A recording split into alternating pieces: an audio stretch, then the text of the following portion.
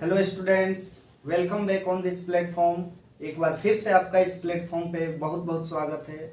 जैसा कि आप जान रहे हैं, हम लोग क्लास 10th का फिजिक्स स्टार्ट किए हैं और उस फिजिक्स में हम लोग का चैप्टर है लाइट। ये लाइट चैप्टर अपने आप में बहुत ही इम्पोर्टेंट चैप्टर है। जो भी लोग इसका लेक्चर 1 नहीं देखे होंगे, इसका पिछला वीडियो नहीं देखे होंगे, वो ज़रूर देख लीजिएगा, क्योंकि अभी तक हम लोग का लाइट का एक बेसिक इंट्रोडक्शन चल रहा है। इसका मेन पढ़ाई मिरर और इमेज फॉर्मेशन से शुरू होता है, जो कि अब हमारा बेसिक इस लेक्चर में लगभग में फिनिश हो जाएगा। बट इस बेसिक में इतना जान रहता है कि एक हमें फाउंडेशन दे देता है कि हम पूरे लाइट को एकदम आसानी से पढ़ सकते हैं।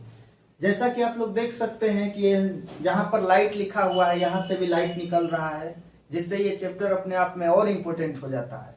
तो आइए शुरुआत करते हैं हम लोग अपना इस टॉपिक से। तो लाइट का हमारा जो आज का टॉपिक है वो पढ़ना है हमें रिफ्लेक्शन ऑफ लाइट, उसके बाद रेगुलर रिफ्लेक्शन, डिफ्यूज्ड रिफ्लेक्शन। ये डिफ्यूज्ड रिफ्लेक्शन को ही इरेगुलर रिफ्लेक्शन के नाम से जाना जाता है। तो आइए स्टार्ट करते हैं हम लोग। इसके बाद हम लोग को पढ़ना है लॉज ऑफ रिफ्लेक्शन, उसका रूल पढ़ना है, और फिर हम लोग को प्लेन मिरर के बारे में कुछ कैरेक्टरिस्टिक पढ़ना है, और तब जाके इमेज फॉर्मेशन हम लोग को स्टार्ट कर लेना है। इस चैप्टर में न्यूमेरिकल भर भर के है और हम लोग करेंगे, हर टाइप का न्यूमेरिकल करेंगे। तो चलिए हम लोग स्टार्ट करते हैं अपने टॉपिक के साथ, जिसका नाम है रिफ्लेक्शन ऑफ लाइट। ये रिफ्लेक्शन ऑफ लाइट से आपको क्या समझ में आ रहा है? ये जो रिफ्लेक्शन वर्ड दिखाई दे रहा होगा आपको, ये रिफ्लेक्शन का मतलब होता है रिटर्न बैक, यानी वापस चल जाना, वापस लौट जाना। तो ये रिफ्लेक्शन का बात हो रहा है, यानी वापस लौटने का बात हो रहा है। किस चीज का? लाइट का। यानी सोचिए जरा, लाइट वापस कब लौटेगा? यानी लाइट किसी सोर्सेस से आ रहा होगा निकलकर, और आने के बाद वो किसी चीज पर टकरा रहा होगा या इंसिडेंट हो रहा होगा, और वो टकराने के बाद रिटर्न बैक हो जा रहा होगा। तो इस प्रोसेस को हम लोग बोल सकते हैं रिफ्लेक्शन ऑफ लाइट। वही चीजें यहाँ पर लिखा हुआ है आपका डिफिनेशन के रूप में।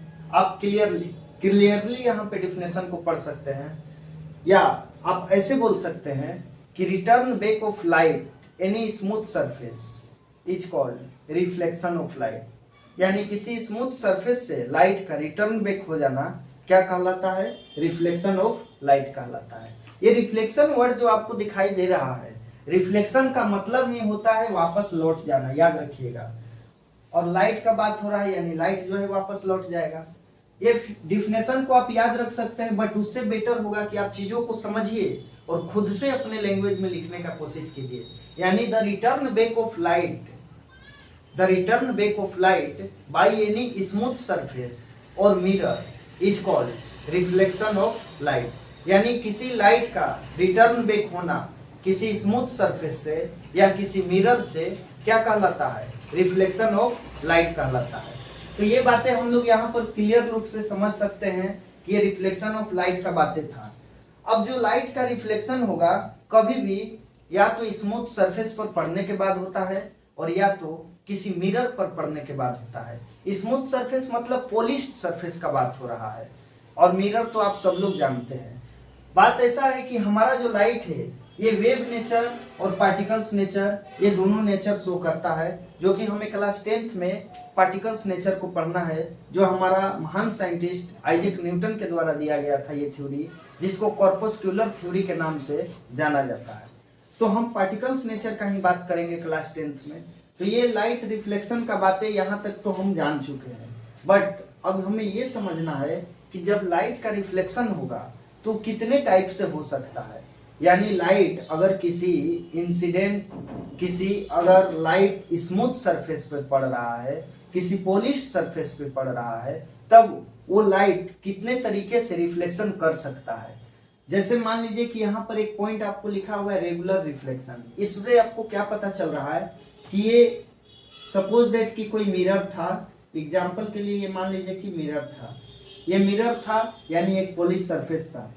लाइट इंसिडेंट यहाँ से किया, यहाँ पर गिरा। ये एरो जो दिया हुआ है आपको, ये इंसिडेंट का पहचान है, यानी लाइट आकर के गिर रहा है इस पॉइंट पर और ये वापस लौट गया। मतलब इस डायग्राम में आप देख सकते हैं कि लाइट रे इंसिडेंट हो रहा है किसी सरफेस पर, और ये सरफेस कैसा होगा, या तो पॉलिश्ड होगा या तो मिरर होगा। डायग्राम में आप देख सकते हैं कि लाइट रे इंसिडेंट होने के बाद एक रेगुलर पैटर्न फॉलो करते हुए वापस ये रिटर्न बैक हो जा रहा है। मतलब इस टाइप का हमारा जो रिफ्लेक्शन कहलाएगा वो कहलाएगा रेगुलर रिफ्लेक्शन। मतलब ये एक रेगुलर पैटर्न को फॉलो करके सब लाइट रे वापस रिटर्न बैक हो जा रहा है, तो ये हमारा कैसा कहलाएगा, रेगुलर रिफ्लेक्शन। दूसरा, रेगुलर रिफ्लेक्शन को ऐसे भी याद रख सकते हैं कि ये लॉज ऑफ रिफ्लेक्शन को फॉलो करता है। अब लॉज ऑफ रिफ्लेक्शन आप क्लास 8 में पढ़े होंगे, या अभी हम लोग को इसके बाद का टॉपिक वही पढ़ना है, लॉज ऑफ रिफ्लेक्शन। यानी जो भी फिनोमेना में लॉज ऑफ रिफ्लेक्शन दिखाई दे तो उसे हम बोलेंगे रेगुलर रिफ्लेक्शन। यानी रेगुलर रिफ्लेक्शन का बातें में क्या होता है कि रेगुलर रिफ्लेक्शन में हमेशा लाइट रे एक रेगुलर पैटर्न को फॉलो करते हुए रिफ्लेक्ट होता हुआ वापस चला जाता है। या तो लॉज ऑफ रिफ्लेक्शन को फॉलो करता है, मतलब इंसिडेंट रे और रिफ्लेक्टेड रे। जैसे मान लीजिए कि ये लाइन इंसिडेंट रे है और ये लाइन रिफ्लेक्टेड है, तो यहाँ से जो नॉर्मल हम लोग बनाएंगे तो ये एंगल आई और एंगल आर जो है बराबर होगा। फिर ये बनाएंगे, फिर ये जाएगा, तो फिर एंगल आई इसके लिए और एंगल आर इसके लिए क्या होगा, बराबर होगा, यानी इक्वल होगा। तो ये लॉज ऑफ रिफ्लेक्शन को फुलफिल करता है रिफ्लेक्शन, कौन सा, रेगुलर। अब नेक्स्ट है हमारा डिफ्यूज्ड रिफ्लेक्शन। डिफ्यूज्ड रिफ्लेक्शन बोलिए या तो इरेगुलर रिफ्लेक्शन बोलिए। इसमें रिफ्लेक्शन तो होगा, यानी लाइट गिरने के बाद वापस रिटर्न बैक तो हो जाएगा, लेकिन इरेगुलरली तरीके से होगा। ऐसा क्यों होता है, क्योंकि ये जो हमारा सरफेस है वो हमारा सरफेस जो है रफ रहता है। ये हमारा सरफेस कैसा होता है, रफ होता है, स्मूथ नहीं रहता है। अब यहाँ आप देख सकते हैं कुछ ये ऊंचा भाग दिख रहा है, कुछ नीचे, फिर ऊपर नीचे, मतलब ये सरफेस जो है रफनेस है इसमें। तो लाइट रे इंसिडेंट हुआ और ये वापस इधर चला गया, जो कि इसे लॉज ऑफ रिफ्लेक्शन को फुलफिल करना चाहिए था, लेकिन स्मूथ ना होने की वजह से ये देखिए इधर इतना ट्रैक कर गया लाइट। फिर यहाँ से ये गिरा, ये हो सके अब इधर चला गया, फिर यहाँ से ये इंसिडेंट हुआ, इधर चला गया। यानी ये इरेगुलरली तरीके से in any direction, in random direction वो लाइट रे क्या हो रहा है, बिखर जा रहा है, डाइवर्ज हो जा रहा है। तो इस टाइप के रिफ्लेक्शन को हम लोग बोलते हैं डिफ्यूज्ड रिफ्लेक्शन, और इसी का दूसरा नाम है इरेगुलर रिफ्लेक्शन। यानी रिफ्लेक्शन ऑफ लाइट क्या हुआ, लाइट रे अगर किसी सोर्सेस से आ रहा है, if light ray incident in any sources, then after diverge या after striking by a smooth surface and then it return back in the same medium. यानी लाइट रे किसी सोर्सेस से निकल कर आया और अगर किसी स्मूथ सरफेस से टकराया या किसी पॉलिश सरफेस से और रिटर्न बैक हो गया उसी मीडियम में, क्योंकि जब वो टकरा के वापस जाएगा तो उसका जाने का मीडियम तो सेम रहेगा, जिस मीडियम से आया उसी मीडियम में जा रहा है, तो हम इसे बोलेंगे रिफ्लेक्शन ऑफ लाइट। ये जनरली दो प्रकार का देखने को मिला, फर्स्ट हमारा रेगुलर और सेकंड हमारा डिफ्यूज्ड रिफ्लेक्शन या तो इरेगुलर रिफ्लेक्शन, ये हम यहाँ पर कह सकते हैं। अब बातें आती है नेक्स्ट यहाँ पर हमारा कि अगर किसी बॉडी पर या किसी सरफेस पर हमारे नेचर में, हमारे यूनिवर्स में लाइट इंसिडेंट होता है।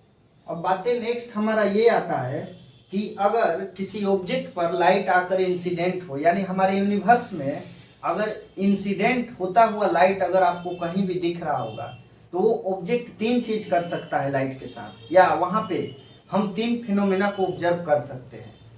पहला, अगर किसी ऑब्जेक्ट पर आकर के लाइट गिरता है तो वो ऑब्जेक्ट हो सके लाइट को एब्जॉर्ब कर जाए। एब्जॉर्ब का मतलब होता है अपने अंदर समाहित कर लेना, अपने अंदर सोख जाना, यानी लाइट को ट्रैक कर लेना, लाइट को अपने अंदर खींच लेना। मतलब सोचिए जरा, अगर कोई लकड़ी का टुकड़ा रखा हुआ है, सन का लाइट लकड़ी के टुकड़े पर गिर रहा है, यानी वुड के पीसेस पे अगर सनलाइट इंसिडेंट हो रहा है तो क्या हो रहा होगा, वो वुड हल्का हल्का हीट हो रहा होगा। क्यों हो रहा होगा हीट, क्योंकि वो जो सन का लाइट है वो एब्जॉर्ब हो रहा है, किसके अंदर, लकड़ी के टुकड़े के अंदर। यानी वही फर्स्ट फिनोमिना का हम बात कर रहे हैं कि क्या होगा, एब्जॉर्ब होगा। दूसरा, या तो रिफ्लेक्टेड होगा, यानी कुछ भाग लाइट का एब्जॉर्ब हो गया और कुछ भाग अगर पॉलिश सरफेस रहा, स्मूथ रहा, तो वापस रिटर्न बैक हो जाएगा, जो कि अभी हम लोग जस्ट पढ़े रिफ्लेक्शन ऑफ लाइट। यानी दूसरा फिनोमिना हो सकता है कि वो रिफ्लेक्टेड हो सकता है। अब ये आपका डिपेंड करता है कि ऑब्जेक्ट किस कैटेगरी का है, ऑब्जेक्ट का नेचर क्या है, उसका स्मूथनेस क्या है, वो स्मूथनेस है या रफनेस है। अगर रफनेस रहेगा तब तो एब्जॉर्ब हो जाएगा और कुछ भाग रिफ्लेक्ट होगा, और रिफ्लेक्टेड में भी कैसा होगा आपका, ये इस टाइप का रिफ्लेक्टेड होगा, यानी डिफ्यूज रिफ्लेक्शन होगा, सीधा सा बात है। थर्ड पॉइंट आता है हमारा, या तो रिफ्लेक्शन होगा, उसी को ट्रांसमिटेड हम लोग बोलते हैं। ये बातें कहने का मतलब हुआ कि अगर मान लीजिए कांच है आपके पास जिससे लाइट आर पार पास कर सकता है, या तो वाटर है तो लाइट आर पार पास कर सकता है। मान लीजिए वाटर के सरफेस पे लाइट इंसिडेंट हुआ तो वाटर थोड़ा सा हीट होगा लाइट गिरने से, क्योंकि लाइट का कुछ अमाउंट वाटर के अंदर एब्जॉर्ब हो गया, जिससे वाटर का टेम्परेचर थोड़ा सा जरूर बढ़ेगा। भले ही वो हम ऑब्जर्व ना कर पाए, वो बातें अलग है, लेकिन थोड़ा सा लाइट रेज उसके अंदर क्या हुआ, एब्जॉर्ब होगा। दूसरा, कुछ लाइट रिफ्लेक्ट हो जाएगा, तभी तो वाटर वो चमकता हुआ हमें दिखाई देगा। और तीसरा, ट्रांसमिटेड और या तो रिफ्लेक्शन, इसका मतलब हुआ कि लाइट जो है वाटर के अंदर आर पार हो जाएगा, यानी एक साइड से दूसरे साइड अंदर तक जा सकेगा, तभी तो वाटर के अंदर का कोई चीज हमें दिखाई देता है। किसी किसी वाटर में नीचे तक दिखाई देता है, किसी में थोड़ा ऊपर तक, लेकिन कुछ भाग तो ट्रांसमिट होगा ही, कुछ भाग तो अंदर जाएगा ही। जैसे कांच का एग्जांपल ले ले यदि हम, तो कांच में भी क्या होगा, लाइट आर पार चला जाता है, one side to another side. दूसरा, कांच थोड़ा सा हीट भी होगा क्योंकि कुछ एब्जॉर्ब कर जाएगा। तीसरा, कांच में थोड़ा रिफ्लेक्टेड देखने को मिलेगा क्योंकि स्मूथ सरफेस है, तो अगर मतलब थोड़ा सा वो रिफ्लेक्शन कर जाएगा आपका। तो ये बातें आपका रिफ्लेक्शन ऑफ लाइट और इसका टाइप रेगुलर रिफ्लेक्शन और डिफ्यूज रिफ्लेक्शन का था। और ये एक फिनोमेना दिया गया था कि अगर हमारे यूनिवर्स में किसी भी ऑब्जेक्ट पे लाइट अगर इंसिडेंट होता है तो ये सब फिनोमेना को फुलफिल करेगा। हम लोग अपने अगले टॉपिक लॉज ऑफ रिफ्लेक्शन के बारे में पढ़ना चाहेंगे। ये लॉज ऑफ रिफ्लेक्शन जो है हमारा लगभग में अगर कहें तो यहाँ से एक मेन पढ़ाई शुरू हो जाता है इस लाइट चैप्टर के बारे में। पहली बात तो आप जान रहे होंगे हमारा लाइट चैप्टर चल रहा है और यहाँ से देखिए लाइट निकल रहा है, तो लाइट चैप्टर चल रहा है और वहाँ से लाइट इमिट हो रहा है, मतलब ये चैप्टर अपने आप में बहुत खास है, इससे ही हमें पता चल जा रहा है। तो ये जो लॉज है यहाँ से लाइट का मेन पढ़ाई शुरू हो जाता है। अब यहाँ से मिरर और इमेज फॉर्मेशन और न्यूमेरिकल वगैरह हमारा स्टार्ट हो जाएगा, यानी जो हमारा इससे पहले का लेक्चर था, जो पहले का वीडियो था, वो एक बेसिक क्लास था। तो आइए हम लोग स्टार्ट करते हैं लॉज ऑफ रिफ्लेक्शन के बारे में। ये लॉज ऑफ रिफ्लेक्शन के बारे में आप लोग क्लास 8, 7 से भी पढ़ते आ रहे हैं, बट पहले हम लोग जानते हैं कि लॉज ऑफ रिफ्लेक्शन है क्या और इसे किस साइंटिस्ट के द्वारा दिया गया था, क्योंकि कभी कभी एग्जाम में डायरेक्ट क्वेश्चन पूछ लिया जाता है कि ये लॉज किस साइंटिस्ट के द्वारा दिया गया था या कोई भी लॉज के बारे में। तो पहली बात हम बता देना चाहते हैं कि ये जो लॉज ऑफ रिफ्लेक्शन है ये एक ग्रीक मैथमेटिशियन साइंटिस्ट थे। ये ग्रीक कंट्री के एक मैथमेटिशियन साइंटिस्ट थे जिनका नाम था यूक्लिड। ये यूक्लिड के द्वारा ही ये दिया गया था हमारा लॉज ऑफ रिफ्लेक्शन। इस बातों को आप याद रखिएगा बेहतरीन तरीके से कि हमारा जो लॉज ऑफ रिफ्लेक्शन था वो एक ग्रीक मैथमेटिशियन साइंटिस्ट के द्वारा दिया गया था जिनका नाम था यूक्लिड। अब आइए लॉज ऑफ रिफ्लेक्शन के बारे में हम लोग डिस्कशन करते हैं। ये हमारा लॉज ऑफ रिफ्लेक्शन देखिए कि है क्या। बात ऐसा है कि अभी तक हम लोग पढ़ते आ रहे हैं कि हमारा अगर कोई सोर्सेज से लाइट इमिट हो रहा है और इमिट होने के बाद अगर वो लाइट किसी स्मूथ सरफेस पे, पॉलिश सरफेस पे या मिरर पर आकर अगर यदि इंसिडेंट हो तो वहां से लाइट रिटर्न बैक हो जाता है, जिसे हम लोग क्या बोलते हैं, रिफ्लेक्शन बोलते हैं। तो यहाँ पर आप एक मिरर देख पा रहे होंगे। ये जो मिरर है आपका, ये मिरर पॉलिश्ड किया हुआ है। ये मिरर जो है पॉलिश्ड किया हुआ है क्योंकि पीछे में ये जो डॉटेड दिया हुआ जाता है, इसी से हमें पता चलता है कि पीछे ये पॉलिश्ड भाग है, यानी सिल्वरिंग किया हुआ है या कोई पेंट लगाया हुआ है। यहाँ से एक रेज आ रहा है जो कि आपको क्लियर दिखाई दे रहा है, जो हम डॉटेड से दिखा रहे हैं आपको। ये रेज जो आ रहा है, इस रेज का नाम है इंसिडेंट रे। इस रेज का नाम है इंसिडेंट रेज। और ये जो बीच में नॉर्मल लाइन दिख रहा है, ये नॉर्मल एक इमेजिनरी लाइन होता है, यानी इंसिडेंट रे किसी सरफेस पर आकर स्ट्राइक करता है जब, तो वहां से एक नॉर्मल लाइन परपेंडिकुलर बनाया जाता है। ये हमारा रूल है। लाइट चैप्टर जब हम पढ़ रहे हैं तो बहुत सारा चीज इमेजिनरी होता है जो हमें मानना ही पड़ता है। और आप तो अभी क्लास 10th में है, क्लास 10th में है तो आपको इसे याद रखना पड़ेगा। तो ये हमारा एक लाइन है जिसका नाम है नॉर्मल। अब ये बात ऐसा है कि ये इंसिडेंट रे और ये नॉर्मल लाइन के साथ एक एंगल बनता हुआ आपको दिख रहा है, एक एंगल बनता हुआ दिख रहा है जिसे कि हम लोग बोलते हैं एंगल ऑफ इंसिडेंस, जिसे कि हम लोग बोलते हैं एंगल ऑफ इंसिडेंस। अब सेकंड सिनेरियो देखिएगा, ये जो इंसिडेंट रे हमारा इस पर आकर स्ट्राइक हुआ जिसे हम लोग मिरर का नाम दिए हैं या स्मूथ सरफेस का नाम दिए हैं, यहाँ से लाइट रिटर्न बैक वापस चला जाता है। यहाँ से हमारा लाइट जो है ये रिटर्न बैक वापस चला जाता है।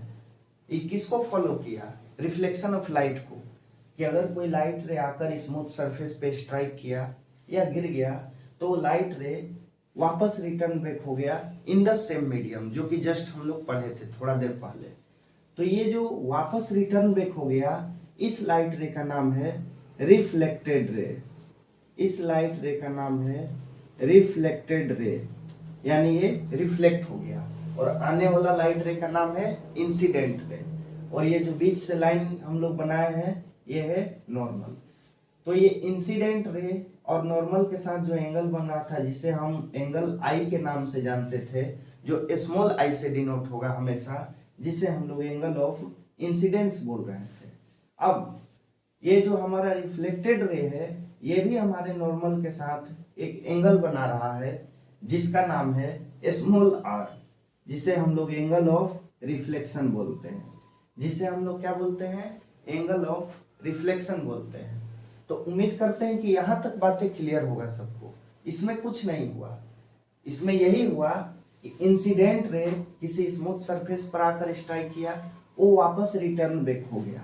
तो आने वाला इंसिडेंट रे कहलाया, जाने वाला रिफ्लेक्टेड रे कहलाया। बीच में एक लाइन था नॉर्मल। इंसिडेंट रे नॉर्मल के साथ जो एंगल बनाया उसे हम लोग angle I, angle of incidence बोले। ये रिफ्लेक्टेड रे नॉर्मल लाइन के साथ फिर से एक एंगल बनाया जिसे हम लोग angle r, angle of reflection बोलते हैं। यहाँ तक बातें क्लियर होगा। तो हमारा लॉज ऑफ रिफ्लेक्शन में जो फर्स्ट लॉ है वो इसी सिनेरियो से निकाल कर दिया गया है। आइए फर्स्ट लॉ को, स्टेटमेंट को देखते हैं हम लोग। हमारा फर्स्ट लॉ क्या बोल रहा है? फर्स्ट लॉ को पहला नंबर तो लॉ ऑफ इंसिडेंस के नाम से जाना जाता है। ये बातें याद रखिएगा। हमारा जो फर्स्ट लॉ है इसे हम लोग लॉ ऑफ इंसिडेंस के नाम से जानते हैं। फर्स्ट लॉ को लॉ ऑफ इंसिडेंस के नाम से जाना जाता है। ये बोला गया है the angle of incidence is exactly equal to the angle of reflection. इससे क्या पता चला कि ये जो इंसिडेंट रे नॉर्मल के साथ जो एंगल बनाया है, एंगल आई, ये एंगल आई हमेशा इक्वल रहेगा, ऑलवेज इक्वल रहेगा। ये जो रिफ्लेक्टेड रे इंसिडेंट रे के साथ, रिफ्लेक्टेड रे नॉर्मल के साथ जो एंगल बनाया है आर, यानी एंगल आर, इसके हमेशा बराबर रहेगा। एक बार फिर से समझिएगा, ये जो एंगल दिख रहा है आपको, ये इंसिडेंट रे का नॉर्मल के साथ, ये इंसिडेंट रे का नॉर्मल के साथ जो एंगल दिख रहा है यानी एंगल आई ऑलवेज इक्वल रहेगा, हमेशा बराबर रहेगा। ये जो रिफ्लेक्टेड रे नॉर्मल के साथ जो एंगल बनाया है उसके बराबर रहेगा। मतलब मान के चलिए कि ये एंगल अगर 30 डिग्री है एग्जाम्पल, तो ये एंगल भी कितना होगा? 30 डिग्री। यानी जितना एंगल ये बनाएगा उतना ही एंगल से लाइट जो है रिटर्न बैक होगा। ऐसा नहीं है कि ये 30 डिग्री का एंगल है तो लाइट को मन किया ये रिफ्लेक्टेड लाइट को कि इतना बेंड होके चले जाए, ऐसा नहीं है। ये 30 डिग्री पर है तो लाइट भी जब रिटर्न बैक होगा तो कितने एंगल से जाएगा? 30 डिग्री से जाएगा। अगर ये मान लीजिए कल के दिन ये 35 डिग्री हो जाता है तो ये भी कितना हो जाएगा? 35 डिग्री हो जाता है। यानी फर्स्ट लॉ जिसे हम एंगल ऑफ इंसिडेंस के नाम से जानते हैं, फर्स्ट लॉ का स्टेटमेंट यही है कि angle of incidence that means small i is always equal to angle of reflection that means small r. Angle i equal to angle r, जिसे हम लोग लॉज ऑफ इंसिडेंस के नाम से जानते हैं। ये फर्स्ट लॉ उम्मीद करते हैं कि आपको क्लियर हो गया होगा। अब फर्स्ट लॉ को क्लियर होने के बाद हम लोग आते हैं अपने सेकंड लॉ पर। सेकंड लॉ को समझना होगा। सेकंड लॉ में कंफ्यूजन बच्चे को बहुत ज्यादा रहता है।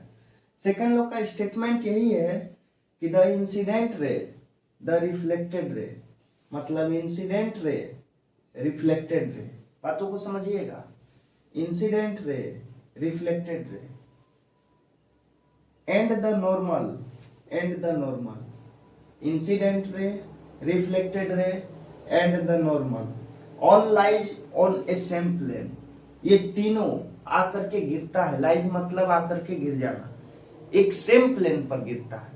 मतलब ये इंसिडेंट रे, नॉर्मल और रिफ्लेक्टेड रे, ये तीनों जो है एक सेम प्लेन पर आकर के गिर जाता है। इसका मतलब क्या हुआ कि ये जो मिरर रखा हुआ है इसके ऊपर आकर के गिर गया, इसका मतलब ये नहीं हुआ। मैक्सिमम बच्चों को यही कंफ्यूजन रहता है कि इंसिडेंट रे, नॉर्मल और रिफ्लेक्टेड रे ये एक प्लेन पर आकर के लाइज किया है जिसका नाम है मिरर। ये एकदम गलत बात है। इसे हम लोग कुछ ऐसे समझ सकते हैं कि ये जो हमारा, देखिएगा ध्यान से, ये हमारा बोर्ड एक प्लेन है। ये हमारा जो व्हाइट बोर्ड दिख रहा है ये एक प्लेन है। ये हमारा इंसिडेंट रे है, ये हमारा नॉर्मल है, और ये जो मार्कर दिख रहा है आपको ये मार्कर हमारा रिफ्लेक्टेड रे है। बातों को ध्यान से देखिएगा। ये ब्लू मार्कर यानी ब्लू कैप का जो मार्कर है ये इंसिडेंट रे, ब्लैक कैप का जो मार्कर है नॉर्मल लाइन, और ये जो रेड कैप का मार्कर है ये आपका रिफ्लेक्टेड रे। ये तीनों लाइज किया है एक ही प्लेन पे, जिस प्लेन का नाम क्या है, व्हाइट बोर्ड। यानी ये जो प्लेन का यूज करके आ रहा है सब, यानी इस प्लेन से चिपका हुआ है सब, इसी प्लेन पर लाइज करके आ रहा है, ना कि ये मिरर पे आकर के गिर रहा है। मिरर की बातें हम नहीं करते हैं।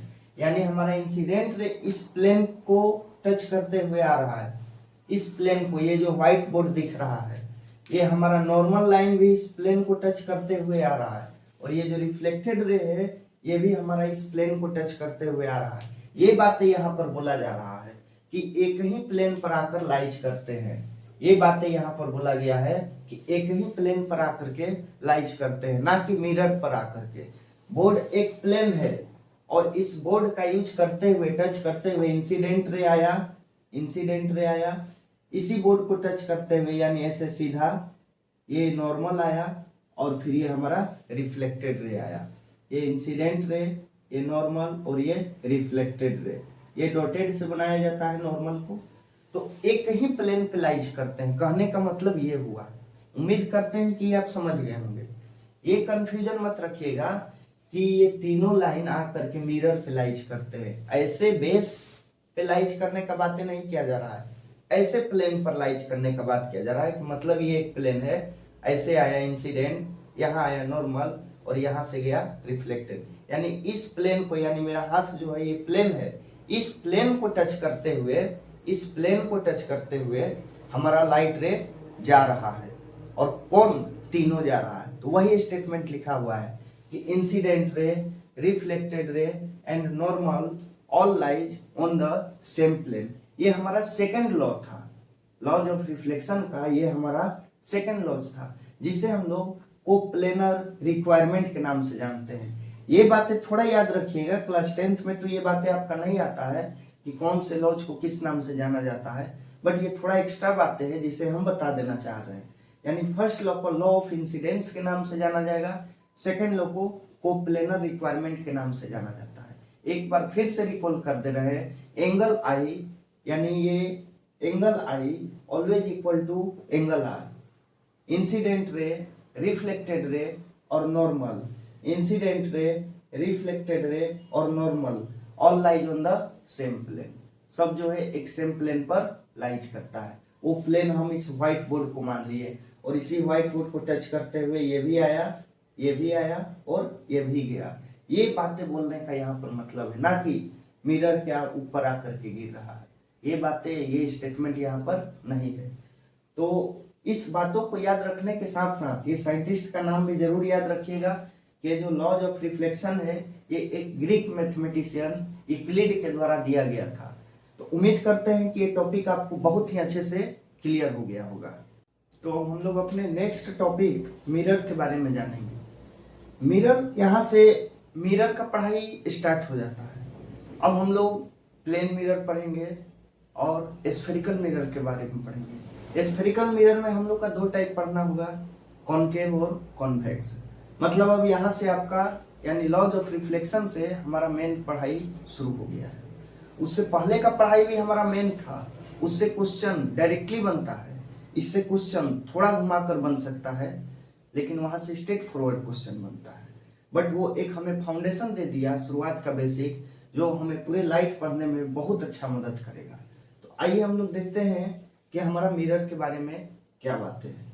मिरर में पहला नंबर तो मिरर का डिफिनेशन आपको याद रखना होगा। पहली बात है कि मिरर क्या होता है, ये जनरल सा लॉजिक है आपका कि मिरर एक वैसा ऑब्जेक्ट है जो हाईली स्मूथ हो। याद रखिएगा, स्मूथ नहीं, हाईली स्मूथ, यानी बहुत ज्यादा स्मूथ हो या हाईली पॉलिश्ड किया गया हो। जैसे आप ये डायग्राम में देख सकते हैं, कभी भी मिरर हम लोग बनाते हैं तो ये मिरर हुआ और ये मिरर का फ्रंट पार्ट हुआ। आप मिरर अपने घर में देखे होंगे, प्लेन मिरर जो हम लोग पर डे यूज करते हैं, प्लेन मिरर हम लोग अपने घरों में जो पर डे यूज करते हैं वो मिरर यहाँ पे बनाया हुआ है। ये मिरर क्या है कि हमारा प्लेन मिरर है। प्लेन मिरर क्यों है? क्योंकि इसका जो रिफ्लेक्टिंग साइड है यानी आगे का जो साइड है वो प्लेन है, इसलिए इसे हम प्लेन मिरर का नाम दिए। जैसे जरा आप ही सोचिए, लाइट इस मिरर पे अगर आकर के इंसिडेंट करता है तो ये वापस रिफ्लेक्ट हो जाएगा।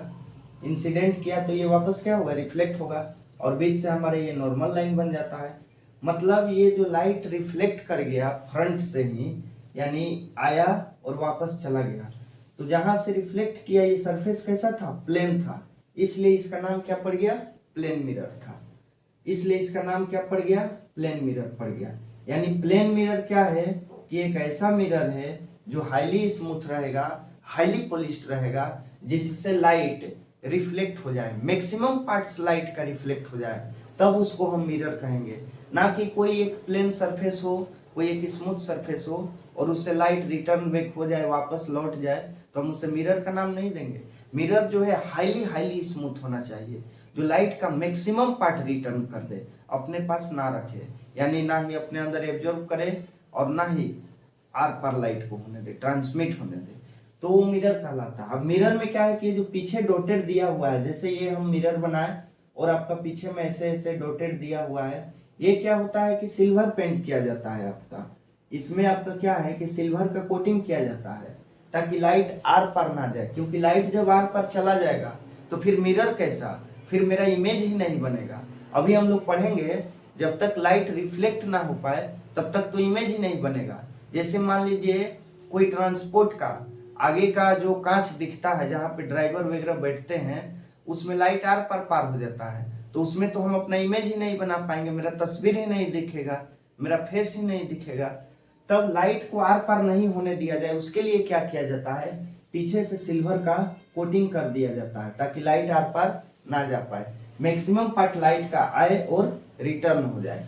तो ये सिल्वर का कोटिंग किया गया और इसके बाद भी इस पे रेड पेंट और या तो और भी तरह तरह का पेंट है, बहुत सारा मार्केट में पेंट है अभी, लेकिन जनरली जो है रेड पेंट कर दिया जाता है।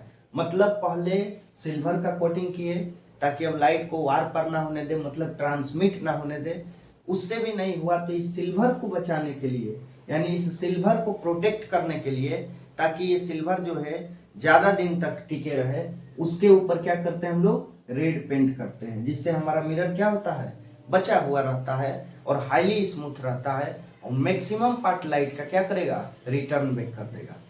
तो ये आप समझ गए होंगे, हम उम्मीद करते हैं कि हमारा मिरर क्या है। इसका डिफिनेशन भी एक बार हम लोग देख सकते हैं। एक हाईली पॉलिश्ड स्मूथ सरफेस है, मतलब एक बहुत ज्यादा पॉलिश्ड स्मूथ सरफेस है जहां से मोस्ट ऑफ द लाइट यानी मैक्सिमम पार्ट, वही बातें हम जो बोल रहे हैं अभी, मोस्ट ऑफ द लाइट क्या होता है, रिफ्लेक्ट हो जाता है, तो उसी को हम लोग मिरर का नाम देते हैं। और मिरर में हमारा दो टाइप का मिरर होता है, एक प्लेन होता है और एक कर्व्ड होता है। तो हमारे सिलेबस में, हमारे क्लास 10th के सिलेबस में ये सबसे ज्यादा पढ़ना है, कर्व्ड मिरर, और इसी के अंदर आ जाएगा आपका स्फेरिकल मिरर। अब फिर से स्फेरिकल का दो पार्ट बन जाता है हमारा, कॉनकेव और कॉन्वेक्स।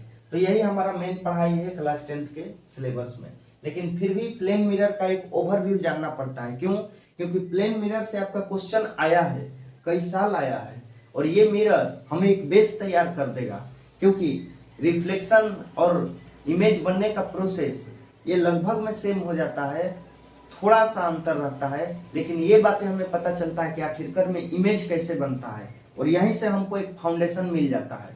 तो हमको प्लेन मिरर का बातें जानना ही पड़ेगा। प्लेन मिरर में हमारा सीधा सा बात है कि ये एक ही टाइप का रहेगा, सिर्फ और सिर्फ प्लेन रहेगा। लेकिन कर्व्ड मिरर वैसे मिरर को कहेंगे जिसका रिफ्लेक्टिंग सरफेस, यानी जिससे लाइट आके लौटता है, वो कर्व रहेगा। मान लीजिए कि इस मिरर को हम कुछ ऐसे अगर बना दे, ऐसे, और पीछे से ये पॉलिश कर दे, तो ये कहीं ना कहीं कैसा दिख रहा है? कर्व दिख रहा है। यानी अब इससे लाइट आएगा, आपका रिटर्न बैक होगा। लॉज ऑफ रिफ्लेक्शन को हर कोई फॉलो करेगा, याद रखिएगा। इस पे भी लाइट आएगा और रिफ्लेक्ट होगा और नॉर्मल बनेगा। ये लॉज ऑफ रिफ्लेक्शन जो अभी हम लोग जस्ट पढ़े हैं, ये लॉज ऑफ रिफ्लेक्शन हर मिरर पे अप्लाई होगा। ऐसा नहीं है कि ये कर्व मिरर है तो उस पे अप्लाई नहीं होगा। इस बात को एकदम नोट कर लीजिएगा कि लॉज ऑफ रिफ्लेक्शन जो है ऑल टाइप के मिरर पे एप्लीकेबल है। ये प्लेन हो गया, ये कर्व हो गया। कर्व में हमारा स्फेरिकल मिरर हमारे सिलेबस में है। स्फेरिकल मिरर का दो टाइप हम लोग को पढ़ना है, एक कॉनकेव और दूसरा कॉन्वेक्स पढ़ना है। अब हम लोग यहाँ पे कुछ बातें देख रहे हैं। यहाँ पे आपको एक मिरर दिख रहा है, तो ये अगर हम आपसे पूछे कि ये मिरर कैसा मिरर है, तो आप एक वर्ड में आप बोल दीजिएगा कि ये प्लेन मिरर है। क्योंकि इसका जो पॉलिश सरफेस है, यानी इसका जो स्मूथ सरफेस है बाहर वाला, वो कैसा है? प्लेन है। So we can say that this type of mirror is plane mirror. अब इसमें क्या होता है आपका कि एक ऑब्जेक्ट यहाँ पे रखे हैं। ये जो है आपका, ये एक ऑब्जेक्ट है। बातों को ध्यान से समझिएगा। ये एक ऑब्जेक्ट है, यानी मान लीजिए कि यहाँ पर मिरर रखा हुआ है और यहाँ पे आप खड़े हो गए हैं, और हम लोग का जो तस्वीर दिखता है, जो इमेज दिखता है मिरर में, वो मिरर के पीछे दिखता है। ये इमेजिनरी पार्ट शुरू हुआ है यहाँ से। कुछ चीजें हमें इमेजिन करना होगा, कुछ चीजें हम लोग को इमेजिन करना होगा। यानी मान लीजिए कि अभी हमारे सामने एक मिरर रखा हुआ है और हम यहाँ पर खड़े हैं, तो मेरा जो तस्वीर बन रहा है मिरर में, वो ये माना जाता है कि मिरर के पीछे बन रहा है। एक्चुअली में हम मिरर के पीछे जाकर देखेंगे, जब हम मिरर के पीछे जाकर देखेंगे तो हमारा कोई तस्वीर, कोई इमेज नहीं दिखाई देगा। लेकिन ये माना जाता है कि हमारा जो तस्वीर बन रहा है, हमारा जो इमेज बन रहा है, वो कहाँ बन रहा है? बिहाइंड द मिरर, यानी मिरर के पीछे जाकर बन रहा है। किसमें? प्लेन मिरर में। याद रखिएगा, ये मिरर कैसा है? प्लेन है। इस बातों को एकदम नोट कर लीजिएगा कि in plane mirror our image will be formed behind the mirror, but we can not see, हम पीछे नहीं देख सकते हैं। तो आइए यहाँ पर हम बात करते हैं एक ऑब्जेक्ट का। यहाँ एक ऑब्जेक्ट रखा हुआ है, ठीक। किसी ऑब्जेक्ट का इमेज बनने के लिए कम से कम 2 लाइट रे उस ऑब्जेक्ट से होकर जाना रहता है। ये बातें अब याद करना शुरू कर दीजिएगा यहाँ से, क्योंकि कुछ टर्म और कुछ पॉइंट समझने के साथ कभी कभी याद करना पड़ता है। किसी भी ऑब्जेक्ट का इमेज बनने के लिए, यानी दुनिया में कितना भी ऑब्जेक्ट रखा हुआ हो, अगर सबका इमेज बनता हुआ आप देख रहे हैं कभी किसी भी मिरर में, तो इतना बात आप माइंड में सेट कर लीजिए कि उससे कम से कम 2 लाइट रे पास होना बहुत जरूरी है। ऐसे तो एक ऑब्जेक्ट से नंबर ऑफ इनफाइनाइट लाइट रे पार होता है। जैसे यहाँ पर हम एक ऑब्जेक्ट यहाँ रख दिए, एक ऑब्जेक्ट रख दिए, ठीक, और यहाँ पर मिरर रख दिए हम, तो इस ऑब्जेक्ट से बहुत सारा लाइट रे पास होगा। इसके सिर से होगा, किनारे से होगा, यहाँ से होगा, इधर से होगा, इधर से, नीचे से होगा, ऊपर से होगा, मतलब इनफाइनाइट लाइट रे पास होगा। लेकिन इसका इमेज बनने के लिए कम से कम कितना लाइट रे जाना चाहिए? इससे 2, कम से कम कितना चाहिए? 2। तो यहाँ पे एक ऑब्जेक्ट रखा हुआ है, तो एक लाइट रे हम पास करना चाह रहे हैं। ये देखिएगा ध्यान से, एक लाइट रे हम यहाँ से ऐसे ऐसे ऐसे ऐसे पास किए, यहाँ पर आया, ये प्लेन मिरर है, टकराएगा यहाँ पर, यानी यहाँ से रिफ्लेक्ट होगा। तो ये सीधा वापस रिफ्लेक्ट हो जाएगा। हम लोग लॉज ऑफ रिफ्लेक्शन में पढ़े थे, ये ध्यान दीजिएगा। अगर लाइट रे सीधा जा रहा है, अगर लाइट रे सीधा गया तो ये ना इधर जाएगा ना इधर जाएगा रिफ्लेक्ट होकर। ये एक रूल है कि अगर लाइट रे सीधा गया तो ये डायरेक्ट उसी पाथ पे आ जाएगा, रिटर्न बैक। यानी रिफ्लेक्शन तो हुआ, सेम मीडियम में हुआ, लेकिन उसी पाथ को फॉलो करते हुए आएगा। तो पहला रूल यहीं से अप्लाई होता है आपका। मतलब लाइट रे हम सीधा ऐसे ऐसे ऐसे ऐसे करके यहाँ मिरर के पास ले गए और यहाँ से वापस लाइट रे क्या हुआ, रिटर्न बैक। यानी लाइट रे ऐसे वापस चला गया ऐसे। ये आपका एक रूल है, लॉज ऑफ रिफ्लेक्शन का ही रूल है। लेकिन मेनली हम लोग को दो रूल पढ़ना था, हम लोग पढ़े, बट इसको आप यहाँ पे याद रखिएगा। लाइट रे अगर सीधा गया तो सीधा वापस लौट आएगा। फर्स्ट हो गया लाइट रे इस ऑब्जेक्ट से, और एक लाइट रे ले जाना है हमें इस ऑब्जेक्ट से। एक लाइट रे हम ऐसे लेके चले गए, यहाँ तक लाए, यहाँ कंसंट्रेट रहिएगा। एक लाइट रे हम ऐसे लाए, यहाँ तक लेकर आए, ये जाने का डायरेक्शन है। यहाँ पे लाइट रे स्ट्राइक किया, टकराया मिरर से, और ये लॉज ऑफ रिफ्लेक्शन को फॉलो करते हुए वापस इधर निकल गया। ये लॉज ऑफ रिफ्लेक्शन को फुलफिल करते हुए वापस इधर निकल गया। हम आपसे पूछे कि इसमें लॉज ऑफ रिफ्लेक्शन कौन सा फुलफिल हुआ है, तो आप बोलिएगा एंगल ऑफ इंसिडेंस। यानी यहाँ से हम नॉर्मल बना सकते हैं, यानी angle of incidence is equal to angle of reflection. ये लॉज यहाँ पे फुलफिल हुआ। तो ये इमेजिनरी पार्ट है, ये आपको बातें मान करके याद रखना होगा। यानी लाइट रे एक यहाँ से लाए और ये वापस चला गया according to laws of reflection. एक लाइट रे यहाँ से लाए, ये वापस रिट्रैक्ट हो गया इसी पाथ पे। अब जरा ध्यान दीजिएगा, ये लाइट रे रिफ्लेक्ट होकर इधर की ओर जा रहा है और ये लाइट रे रिफ्लेक्ट होकर इधर की ओर जा रहा है। ये इधर की ओर जा रहा है और ये इधर की ओर जा रहा है। ये कभी लाइट रे एक दूसरे से कभी भी नहीं मिल सकता है, ये कभी लाइफ में एक दूसरे से मीट नहीं कर पाएगा। ये रिफ्लेक्टेड लाइट रे जो मिरर से टकरा कर स्ट्राइक करके वापस लौट के जा रहा है, ये कभी एक दूसरे से कभी भी मीट नहीं कर पाएगा किसी भी पॉइंट पे, क्योंकि इसका जाने का रास्ता उधर है, इसका जाने का रास्ता उधर है। पैरेलल अगर लाइट रे रहता तो हम ये मानते भी कि एक प्लेस इन्फिनिटी पे जाके वो मिल जाता है। हालांकि पैरेलल लाइन अगर ऐसे आपको दिखे, ये पैरेलल, तो ये भी कभी मीट नहीं करेगा। लेकिन फिर भी हम साइंस में मानते हैं कि एक ऐसा पॉइंट जो बहुत दूर जा करके धीरे धीरे धीरे धीरे ऐसे ये बेंड होते होते एक पॉइंट पर क्या कर जाता है, मीट कर जाता है। लेकिन यहाँ तो ये पैरेलल भी नहीं था, डाइवर्जिंग है, ये इधर गया ये इधर जा रहा है। तब हम क्या करते हैं कि इस रिफ्लेक्टेड रे को किसी पॉइंट पर मिलाना रहता है। क्योंकि देखिए हम क्या कर रहे हैं, इमेज फॉर्मेशन करना है किसी ऑब्जेक्ट का। उस ऑब्जेक्ट से कम 2 लाइट रे होना चाहिए पास। हमने 2 लाइट रे पास कर दिया, एक यहाँ से और दूसरा यहाँ से इधर चला गया, ठीक। अब 2 लाइट रे पास होना चाहिए ऑब्जेक्ट से, तो 2 लाइट रे पास कर दिए। अब उस 2 लाइट रे को हम जब तक किसी पॉइंट पे ना मिलाएं, उस 2 लाइट रे को जब तक हम किसी पॉइंट पे ना मिलाएं, तब तक इमेज बनता हुआ दिखाई ही नहीं देगा मिरर में हमें। तो अब इसको कैसे मिलाएंगे, तो ये इधर जा रहा है तो हम इमेजिन करते हैं, सब इमेजिनरी पार्ट है, कि ये लाइट रे को पीछे एक्सटेंड करते हैं। मतलब ऐसे जा रहा है तो कुछ ऐसे डॉटेड कर करके इस पॉइंट तक ला दिए।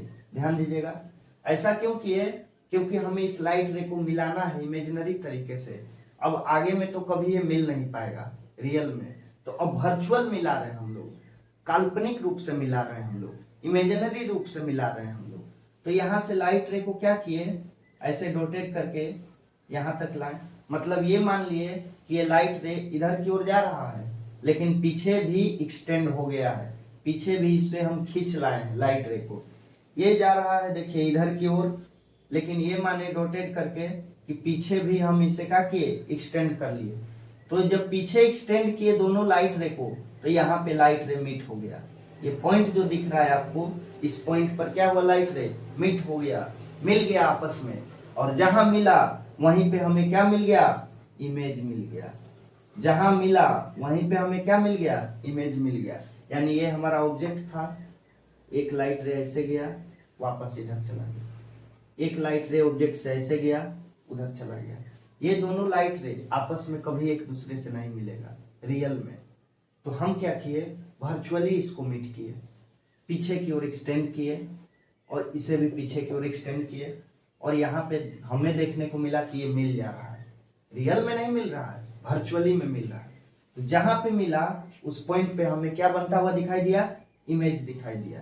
तो अब जरा सोचिए, प्लेन मिरर में जो इमेज हम लोग का भी बन रहा होगा, उतने सालों से जो आप देख रहे हैं वो ऐसा ही बन रहा होगा।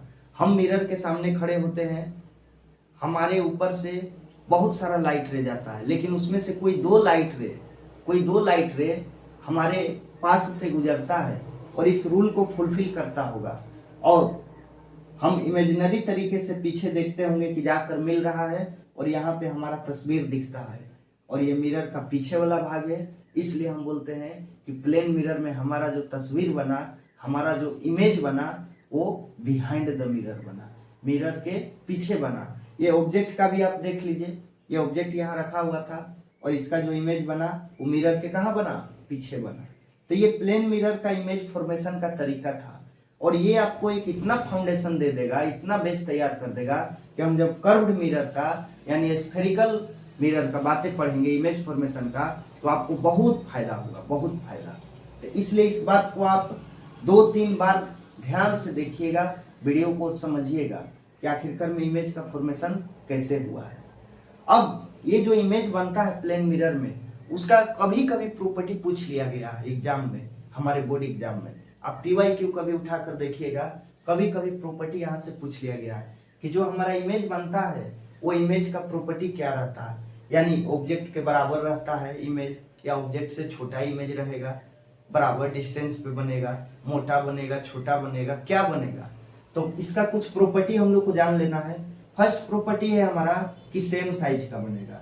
ये बहुत ही अच्छा प्रॉपर्टी है। मतलब अगर ऑब्जेक्ट का साइज 5 सेंटीमीटर है, अगर ऑब्जेक्ट का साइज 5 सेंटीमीटर है तो इमेज का साइज भी कितना रहेगा, 5 सेंटीमीटर रहेगा। जरा सोचिए, हमारा जितना हाइट रहेगा उतना ही हाइट का क्या बनता हुआ दिखाई देगा, इमेज। अगर छोटा आईना रहेगा तो हम अपना फुल इमेज नहीं देख पाएंगे। उसके लिए कंडीशन होता है कि हमारा फुल इमेज बनने के लिए वो जो मिरर है उसका लेंथ कितना होना चाहिए, उस पर हम लोग बातें करेंगे। लेकिन फिलहाल ये याद रखिए कि सेम साइज का इमेज बनेगा जितना कि ऑब्जेक्ट का साइज होता है। ऑब्जेक्ट या कैंडल हो या पर्सन हो, कुछ भी हो, जितना बड़ा उतना ही बड़ा इमेज बनेगा। ये हमारा फर्स्ट पॉइंट था। सेकंड पॉइंट था कि वर्चुअल और इरेक्ट बनता है। कहने का मतलब कि ये जो लाइट रे को हम पीछे ला करके मिलाए हैं, ये तो रियल में मिला नहीं, रियल में तो लाइट रे मिला नहीं है। अगर लाइट रे रियल में मिल जाता आगे चलकर, तो हम बोलते कि वो लाइट रे रियल में मिला है, और रियल में मिलता हुआ जो लाइट रे है हमेशा इन्वर्टेड इमेज बनाता है, हमेशा इन्वर्टेड इमेज बनाता है, मतलब उल्टा होता है। इन्वर्टेड का मतलब उल्टा होता है। लेकिन ये लाइट रे रियल में तो मिला नहीं है, तो इन्वर्टेड इमेज बनाया नहीं है। तो ये लाइट रे कैसे मिला है, वर्चुअली मिला है, काल्पनिक रूप से हम लोग मिलाए हैं पीछे एक्सटेंड करके। तो जो भी वर्चुअल लाइट रे कभी भी मिलेगा एक पॉइंट पर, तो वहां इमेज तो बनेगा, लेकिन इमेज कैसा बनेगा, इरेक्ट बनेगा। इरेक्ट का मतलब सीधा। इसीलिए प्लेन मिरर में हम अपना इमेज को सीधा देख पाते हैं। अगर लाइट रे रियल में मिल गया रहता प्लेन मिरर में, तब हमारा सिर नीचे दिखता और पैर ऊपर दिखता। जरा सोचिए वो कंडीशन कैसा रहता।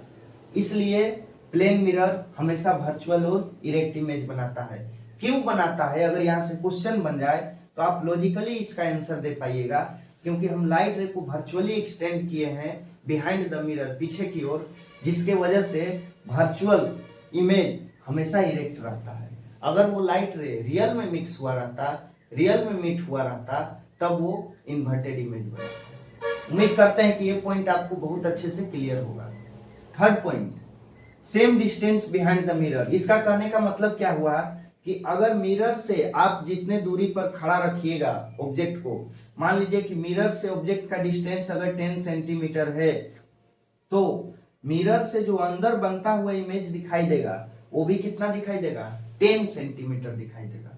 मतलब कहने का क्या हुआ मतलब ये हुआ कि हम अगर मिरर से 10 सेंटीमीटर की दूरी पर खड़े हैं डिस्टेंस पर, तो हमारा जो इमेज बन रहा है मिरर के पीछे, यानी मिरर के अंदर बोलिए या पीछे बोलिए, वो अंदर में भी और पीछे में भी कितना बनता हुआ दिखाई देगा, 10 सेंटीमीटर पर। यानी हम मिरर के पास आएंगे जैसे जैसे, तो इमेज भी हमारे पास आएगा। मिरर के पीछे से लगेगा कि इमेज भी क्या हो रहा है, पास आ रहा है। कभी आप देखिएगा, प्लेन मिरर के सामने खड़े हो जाइएगा और खड़े होने पर खड़े रहिएगा, और जैसे जैसे मिरर की ओर आइएगा इमेज भी आपकी ओर आएगा। क्यों? क्योंकि आपका डिस्टेंस मिरर से कम हो रहा है। पहले 10 था, अब मान लीजिए कि 5 हो गया, तो इसका भी डिस्टेंस पहले 10 था, तो अब कितना हो जाएगा, 5 हो जाएगा। यानी सेम डिस्टेंस का बनता है, बट कहाँ बनता है, बिहाइंड द मिरर बनता है। सेम साइज का बनता है, सेम डिस्टेंस का बनता है, वर्चुअल बनता है, इरेक्ट बनता है। फोर्थ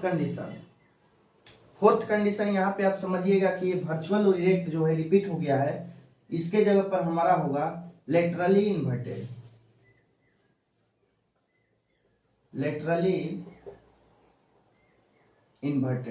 ये लेटरली इन्वर्टेड का मतलब क्या हो जाएगा, लेटरली इन्वर्टेड कहने का मतलब हुआ कि जैसे मान लीजिए कि प्लेन मिरर के सामने आप P अगर लिखते हैं, लेटरली इन्वर्टेड का मतलब सीधा सा बात है साइड वाइज चेंज। मतलब लेफ्ट का राइट दिखना और राइट का लेफ्ट दिखना, सीधा सा बात है। लेटरली इन्वर्टेड का मतलब सीधा सा बात है लेफ्ट का राइट और राइट का लेफ्ट। यानी राइट है तो लेफ्ट दिखेगा और लेफ्ट है तो राइट दिखेगा। मतलब जैसे हम इस पी को ऐसे लिखे, ये पी को हम यहाँ पर ऐसे बनाए, तो मिरर में जो इमेज बनेगा वो ऐसे बनता हुआ दिखाई देगा, क्यू के जैसा। क्योंकि इसका राइट जो है लेफ्ट हो गया और लेफ्ट जो है राइट हो गया। आर अगर ऐसे बनाए तो मिरर में बनता हुआ ऐसे दिखेगा। ये इसका खासियत है प्लेन मिरर का। एक बार फिर से रिकॉल कर रहे हैं, सेम साइज का बनाता है, वर्चुअल और इरेक्ट बनाता है, क्योंकि लाइट रे वर्चुअली मीट हुआ और वर्चुअल हमेशा क्या बनेगा, इरेक्ट बनेगा। सेम डिस्टेंस का बनाता है बट मिरर के पीछे बनाता है। लेटरली इन्वर्टेड बनाता है, मतलब राइट का लेफ्ट और लेफ्ट का राइट। कुछ वर्ड्स ऐसा है, कुछ लेटर ऐसा है जिसका लेटरली इन्वर्टेड नहीं करता है, लेकिन मैक्सिमम को करता है। इसलिए हमें यही याद रखना होगा कि लेटरली इन्वर्टेड करता है हमारा प्लेन मिरर। ये प्लेन मिरर का इतना प्रॉपर्टी था, इतना खास बातें था प्लेन मिरर का। मतलब हम लोग आज मिरर के बारे में बहुत सारा बातें को जाने, और अब हम लोग नेक्स्ट वीडियो में, नेक्स्ट लेक्चर में इमेज का टाइप पढ़ेंगे कि ये वर्चुअल इमेज बना और एक रियल इमेज होता है। यानी रियल इमेज और वर्चुअल इमेज में क्या डिफरेंस है, और वहां के बाद हमारा स्फेरिकल मिरर स्टार्ट हो जाएगा। और स्फेरिकल मिरर में हमें इमेज बना करके देखना है, कॉनकेव में भी और कॉन्वेक्स में भी। वही कंडीशन बहुत थोड़ा बड़ा चलता है, बट यहाँ से एक आपको फाउंडेशन मिल गया कि आखिरकार में इमेज बनने के लिए कितना लाइट रे चाहिए, कम से कम 2 लाइट रे।